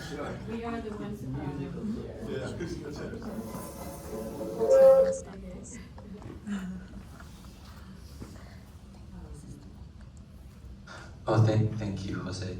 I want to leave time for discussion. I just want to emphasize a few things first before I ask my question. First, what you've done is you've taken these figures who generally have been mostly overlooked in historical narratives. Cecil Bauman is a little bit of an exception because he's still relatively current. So, but especially the other two, Giorgini and Burt, most people thought of as oddballs, weirdos, who were neither really architects nor engineers. And you've helped us to understand what their contribution is, what we could think of their contribution at their time, but also today. Secondly, I really want to stress the distinction between form and shape. And so this is, I think it takes some getting used to, but it's a very worthy effort to do, to try to understand what is the difference between form and shape. And then third, something that already was in your second book, in spatial infrastructures, that we think about the contribution of an architect rests enormously in how that person and all the other designers, including the structural engineers, delineate and divide space, or create a certain arrangement and configuration of space. So that's why what you're saying at the end, where you're in a provocation, you're saying, well, style doesn't matter. The appearance of our buildings, really, we've been fixated too much on that, and we should think much more about what are these formal arrangements that actually underpin the building. So that I think is also very, very powerful. But one thing that I want to press you on is much of, I think, how you've been thinking about this project is in terms of what would be useful for a designer. A lot of designers today is that they imagine buildings from scratch. This is our default mode of operation. That we are tasked with, either a building has been demolished or there's an empty site and we produce something new.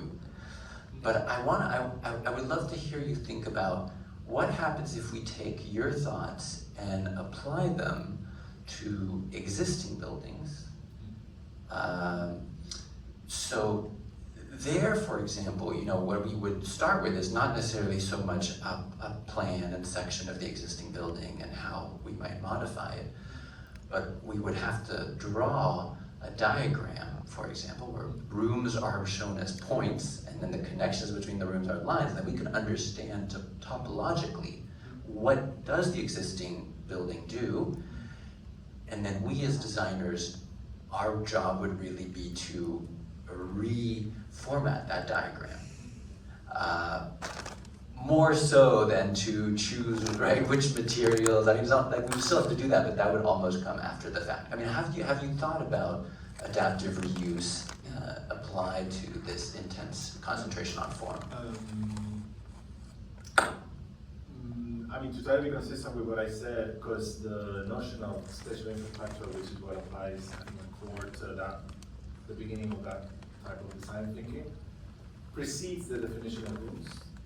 I guess, to put it in very simple terms, maybe it would be about getting rid of the rooms first, understanding what I have left, and then based on what I have left, I can understand what the organizational essence of the existing building looks like and is about. And then once I understand that, I can intervene, I can do something to it in such a way that while maintaining it to the degree that I have to, I can still upset it, or I can still edit it, or I can do something to it so that in the end, I end up with enough of the existing structure, but at the same time, a way of organizing and circulating the space that introduces a certain degree of novelty relative to what was there before. I can imagine from the experience in practice that that's not possible with a certain number of adaptive, what we call in the US adaptive reuse projects.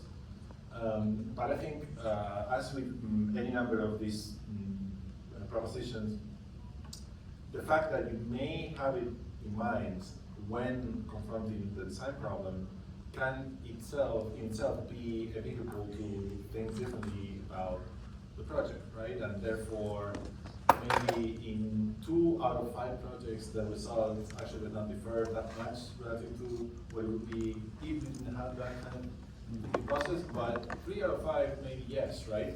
And I can think of even certain firms which, without knowing any of this, without being aware of any of this, think about adaptive reuse, and in particular, not only adaptive reuse in terms of whole buildings, but actually even smaller, just an apartment, in a way that completely rethink the existing organization, and at the end, that apartment is used and experienced in a way that has nothing to do with the original arrangement, right?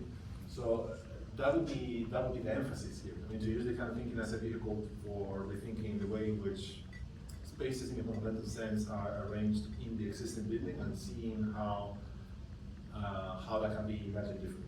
Now, differently, not for the sake of differently, like in the famous Deleuze quote, right? The difference that makes the difference. So difference can be positive but can be negative, right? So this is about trying to think things differently so that we can contribute something novel that's positive, that adds something to the imagination of architecture, I guess.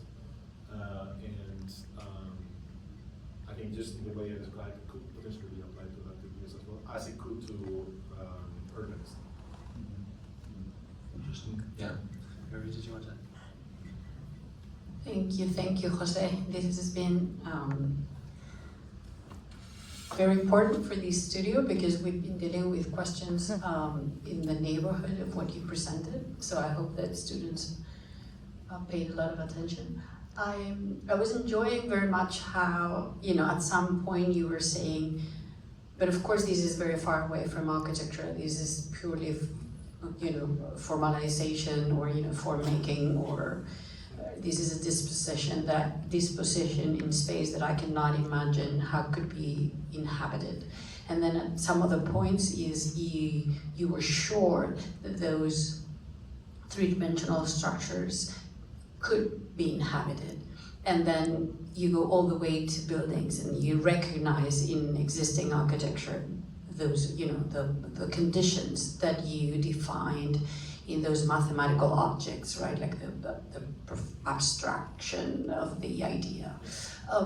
So what can you describe, or have you thought where exactly, I mean, it's not that there's a line that you can draw between this is not architecture and yes, this is, and now this is a building, but can you more or less talk about that? Like, I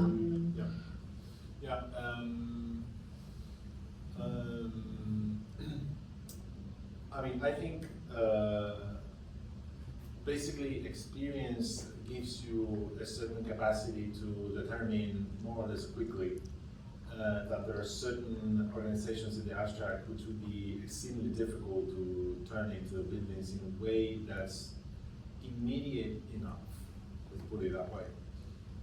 I go at some length in the book as well to explain that for Balmond specifically a little bit more, there's rarely that any one of these people would take a geometric figure or a spatial arrangement and apply it directly to architecture, meaning just have it as such and then just, you know, put a couple of windows.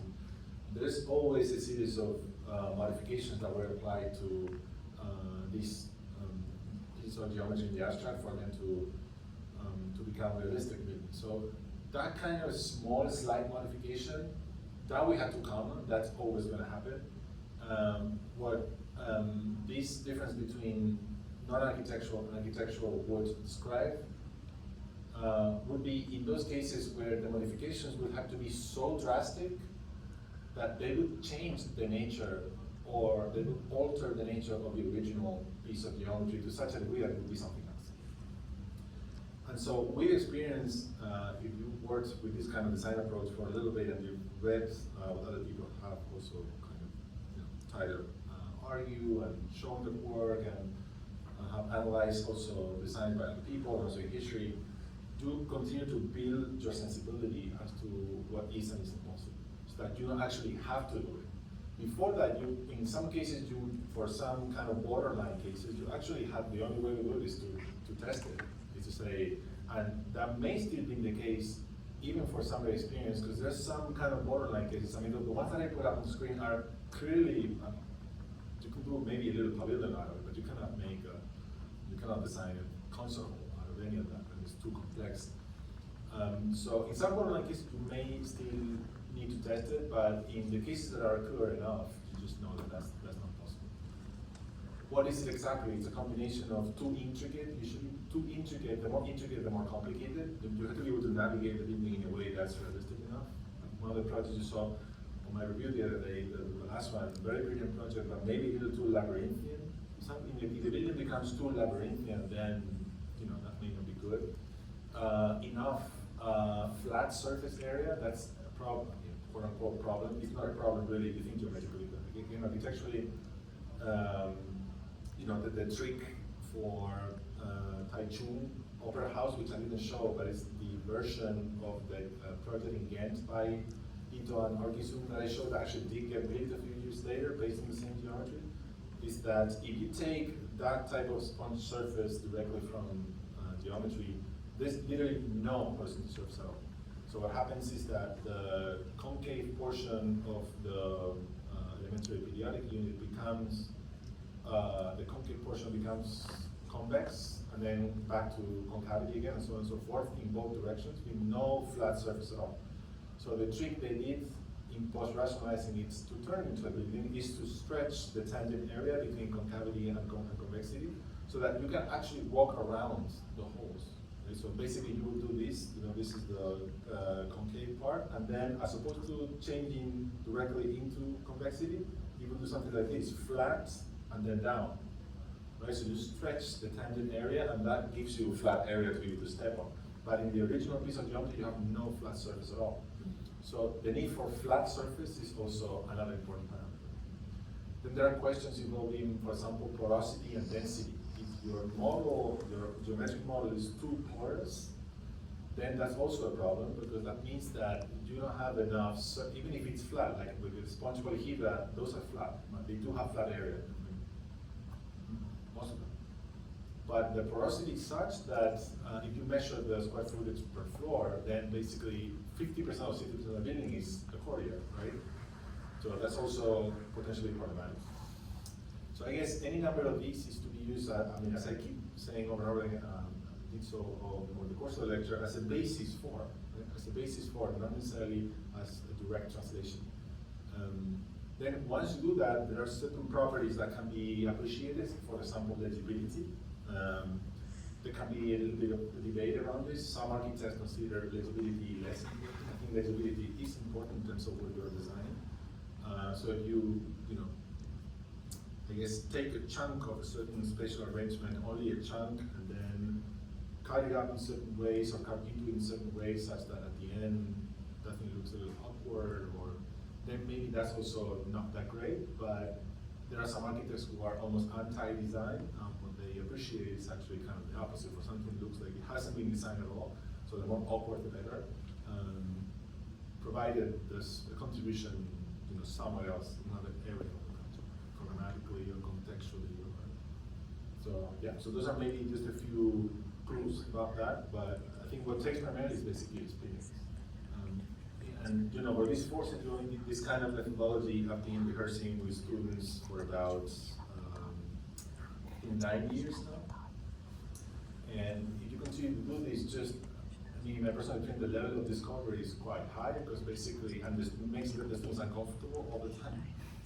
Which is, like, I tell them, you have to be uncomfortable throughout the semester of the week. And that's the best sign that you are really experimenting and using nothing from your baggage, from your previous baggage. So, you put them through this, because basically I've set all of the conventions. In most cases, you cannot use class sessions really to work on this. And also, you have to work on in 3D since the beginning. But at the same time, you have to prevent them and yourself from, you have to your question, which is very important, you have to, from the beginning, have a sense of reality. So you have to work on 3D, but also have a sense of reality, so that what you're manipulating has the potential to become a realistic building, and not just morphology, which is the case for 80% of the work that's come out of the digital turn since the early 90s, right? There's a whole section in the book about the digital movements and how, advantages, consequences, pushbacks, and all of that, to try to, avoid the same problems that they. For them, it's actually not a problem. I've had numerous discussions with them. The reason why I like Bauman is because he's realistic, but any number of them, they'll say that actually they don't. Digital design has been primarily about process design more than outcome design. They care about the complexity of the design process, porosity, density, a number of things. Then the outcome is actually not that important.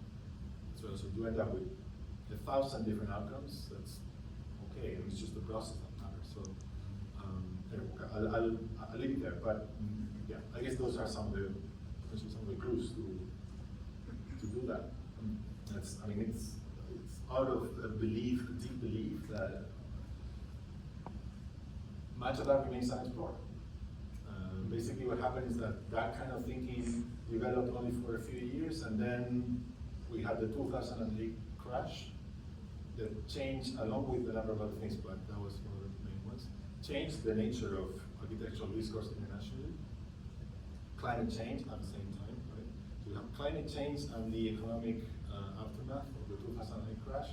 Then this kind of architectural thinking, seeking invention rather than a certain modesty or putting materials in, or carbon preoccupation, which are absolutely crucial. That would be a separate debate, but that's basically relegated all of these to a much lesser degree of importance compared to before. So basically, there's a number of developments that remain unexplored.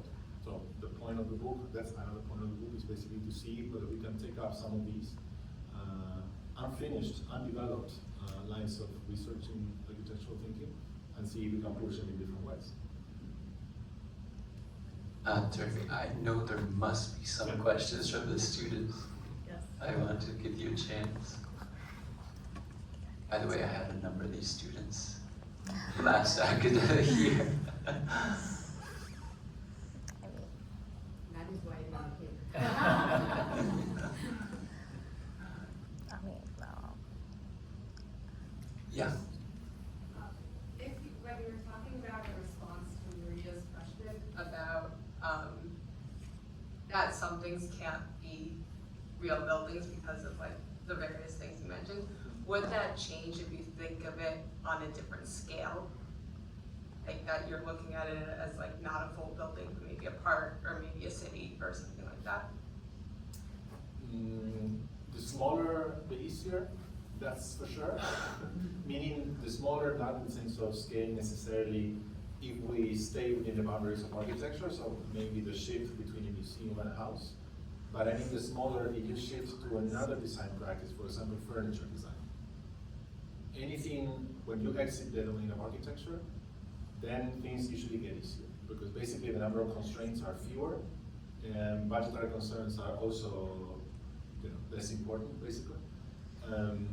But if we stay within architecture, I don't think there's a way to claim that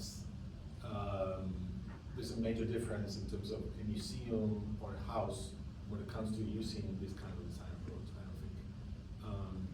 There are museums that are small enough or mid-scale, which have a certain number of rooms, but many of them have a certain degree of sameness between them, and then you have maybe servant spaces and meeting rooms and all that, such that overall that gives you a certain variety to be able to, you know, use this kind of design methodology in a productive way.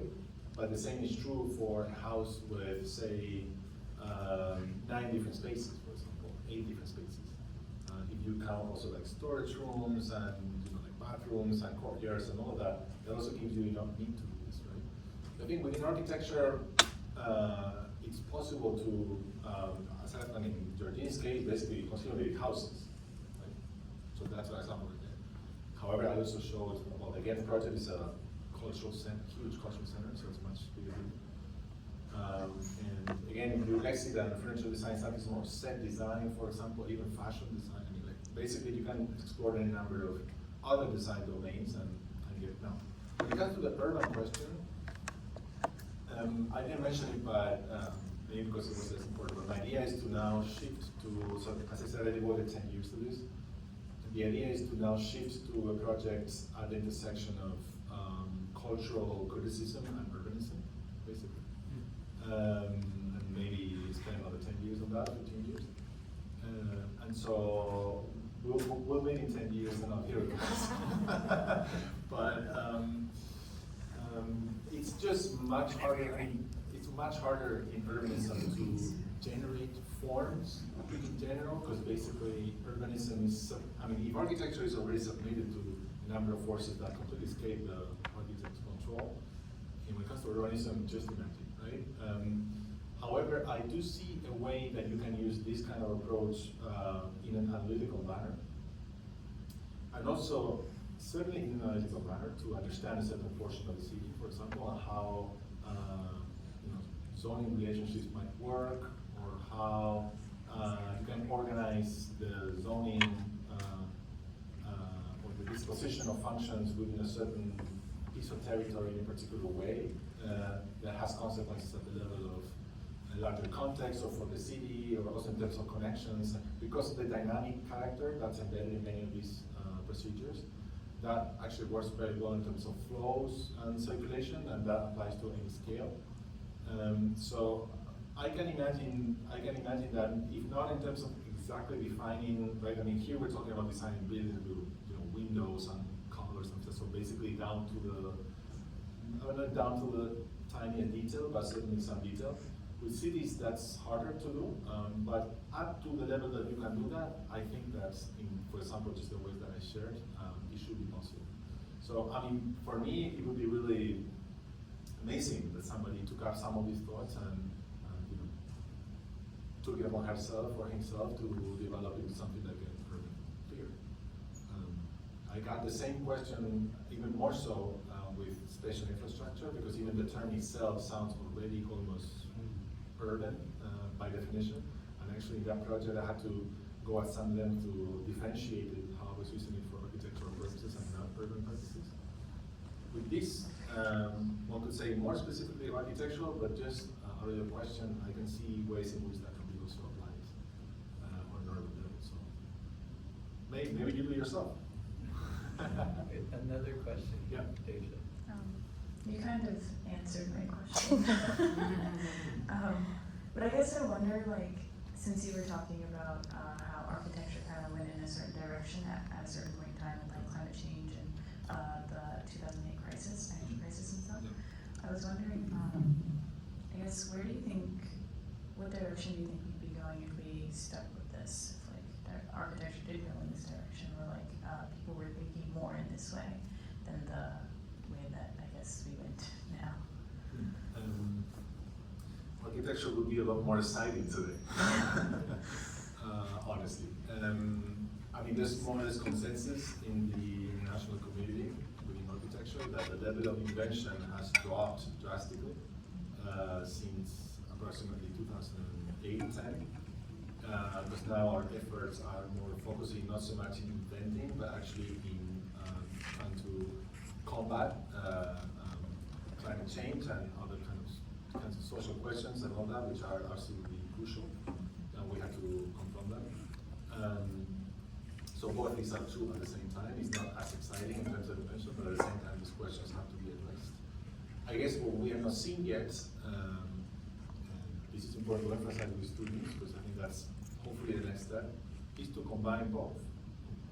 I mean, to put it very, very simply, what's happening is that basically we are designing the same way as we were in 1920, potentially, or 1950, or 1890, but building it out of rammed earth or wood, right? But the spatial modalities we're using and many of the typologies are no different from what we were doing 100 years ago.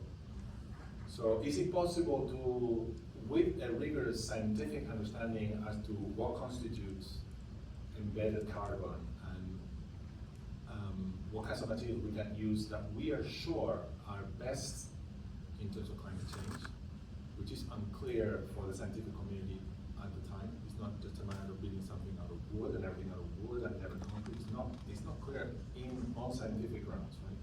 So to get as much clarity as we can scientifically, and then try to see how in using those kinds of materials in the way that we should to combat climate change, we can come up with new architectural languages, as opposed to reproducing the same modalities that we were already designing decades ago, a century ago, if now just built with different materials, right? Which is what's more or less what's happening now. That should be the next step, and I think just the very possibility that you may have that in mind could potentially contribute to actually doing it. I'm surprised that sometimes you would say it in public and people would say, oh, actually, sounds like it makes sense. I think that, well, I don't think honestly, and this is not false modesty at all, I don't think that's a brilliant thought at all. I mean, it's pretty obvious, right?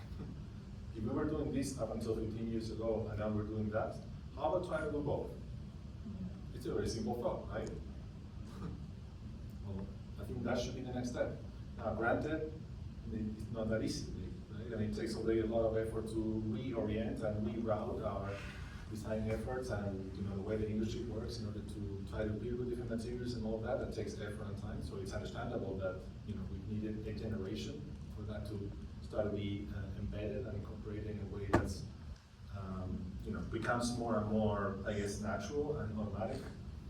And then at some point, it's been about a generation now, right? So maybe now's the time to, not move on, but actually, take all these lessons and use them as a vehicle to invent new things. I mean, in a way, if I may intervene, yeah. During your lecture, there's the moment where you say, and this person was looking at the geometry in terms of node gradient structure, right? So these logics could be looked into from many different perspectives. And if you are interested in load bearing and how that is a standing structure, right? Then probably the result or the outcome or the output that you get out of that structure and that formal configuration is different than if you don't. So what if you look at it from the perspective of passive ventilation, right? And then all of a sudden, that thing that was just a pure geometry starts behaving like a ventilation machine, right? Like it's a huge vent, and so it's a matter of, instead of saying, oh, or you do this, or you take care of climate change, it's like, can we do it all, right? Like do this and that and that. Because at the end of the day, this is part of the whole relationship, and buildings are part of the whole relationship. So you were very clearly explaining how there's part of part and that, but in buildings there has to be a part of whole. So why not climate change being vent? You talk about sponge, right? So what if air is the thing that needs to go through, and not only people, or not only water, or For sure. I mean, Ito already kind of explored some of that. I think for ventilation or anything involving air or flows, that's the way to go, right? Because that's spatial and three-dimensional. So if you just focus on materials, then that's not going to give you much unless you think of it in what I would think is a more sophisticated way, which is to say, okay, how can I investigate the way this material works from first principles, meaning not just using it in the way it's conventionally used, but understanding how properties of the material are, and then through that, maybe come up with new ways of assembling these materials such that I end up with an interesting spatial configuration. So like early Kamukuma, for example, zoom door maybe in some cases. It's like, how can I use material logic not to just build an old conventional typology or an old conventional spatial arrangement, but actually a new one. That's a way to start from. I'm going to use round earth, and I'm going to use it not just to build walls like we had in Roman times, which is what happens usually, but actually I'm going to use it in a way that gives me something more interesting in terms of the overall outcome, while remaining faithful to the properties of the material. may I interrupt? Well, we are about to wrap up, and I want to say thank you very much, Jose. Again, it's such a pleasure to have you here. Jose brought a number of copies of the book because it's about to be in the library, in the bookstores, but it's not yet, and he thought that you may want to buy one. I am buying my copy. So please, if you're interested, come and get your own. And yeah, and I don't know if you want to kind of close with some. No, thank you. Jose, we go back a while, and this is, but you're always doing something new, even though there's a continuity in your work. It's, I enjoy very much dialogue. Thank you. Thank you both. I just wanted to add something, okay? So first of all, your lecture was just answers to all my questions, so you probably just solved all my confusions in like 2 hours. So first of all, the geometric exploration that you're talking about, it's like previously what we were doing is, trying to understand urban context and site context and trying to build a shape randomly. But this is like a completely new perspective to me, at least. I don't know about the others, but it just guides you well about how you can, geometrically use the correct forms, like just by actuals and, look like grids, but the grids don't definitely, when you hear grids, it's mostly like, it defines like lines or doesn't apply flow, but what you showed us with your presentation is that it could have flow and it could also develop geometric flowy structures. So I think it was very helpful, and yeah, definitely much appreciated. Thank you. Okay, are we good? Yep.